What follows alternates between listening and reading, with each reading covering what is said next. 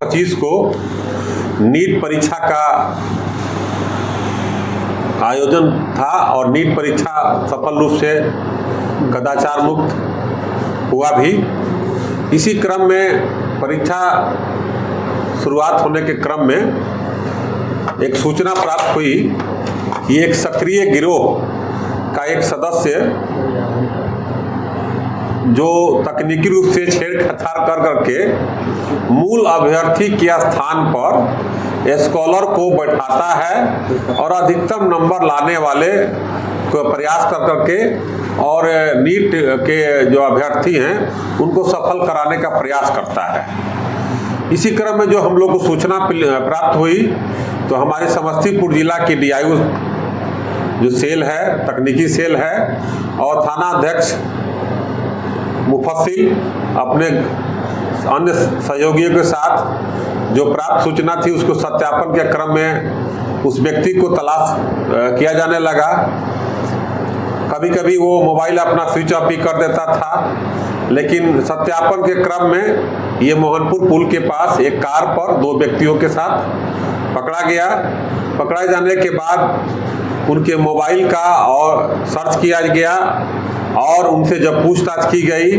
तो मोबाइल में जो ऑडियो और जो चैटिंग किया हुआ था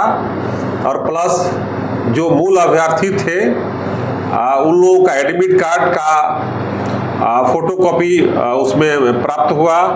और कुछ मनी का भी ट्रांजैक्शन उसमें प्राप्त हुआ,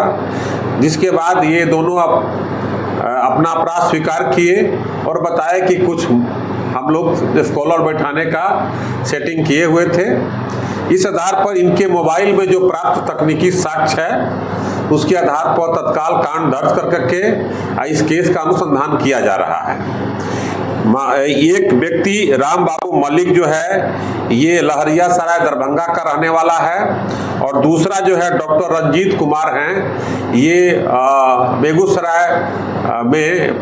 सरकारी कर्मचारी हैं और ये भी इनके मोबाइल में भी 2-3 अभ्यर्थी का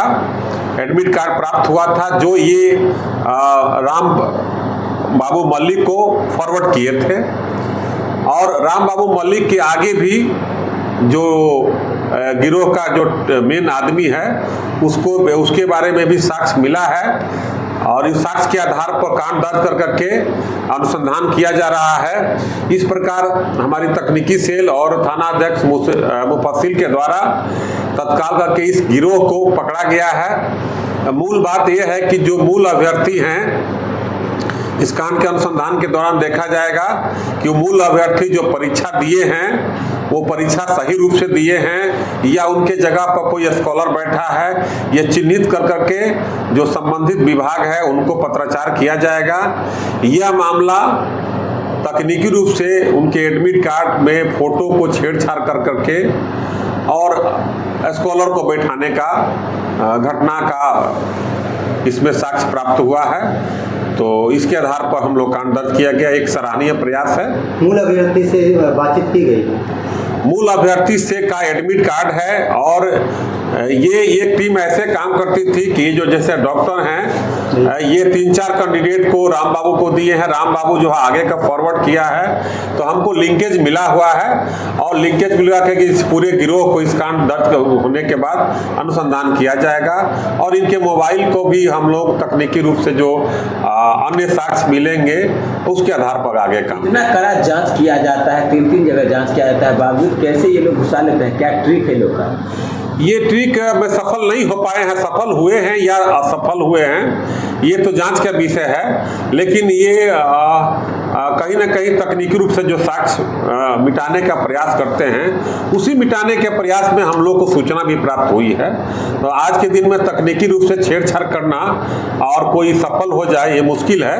क्योंकि परीक्षा का जो प्रावधान आया है वो बहुत ही कड़ा प्रावधान है और उसी प्रावधान के तहत जो है इसको कार्रवाई की गई है। सर बताया कुछ कितना एक कैंडिडेट से पैसा लेता है? सब कैंडिडेट का रेट अलग अलग है, लेकिन स्कॉलर को ये लोग बताए कि 2 लाख से 5 लाख के बीच में हम लोग देते हैं। तो स्कॉलर का भी कुछ नंबर प्राप्त हुआ है, उसके बारे में भी जांच होगी। सर MBBS डॉक्टर ये जो है एक डॉक्टर रंजीत कुमार जो है ये सरकारी बेगूसराय जेल में पदस्थापित थे, सरकारी डॉक्टर हैं और इनको जो एविडेंस मिला उसके आधार पर कार्रवाई मिली।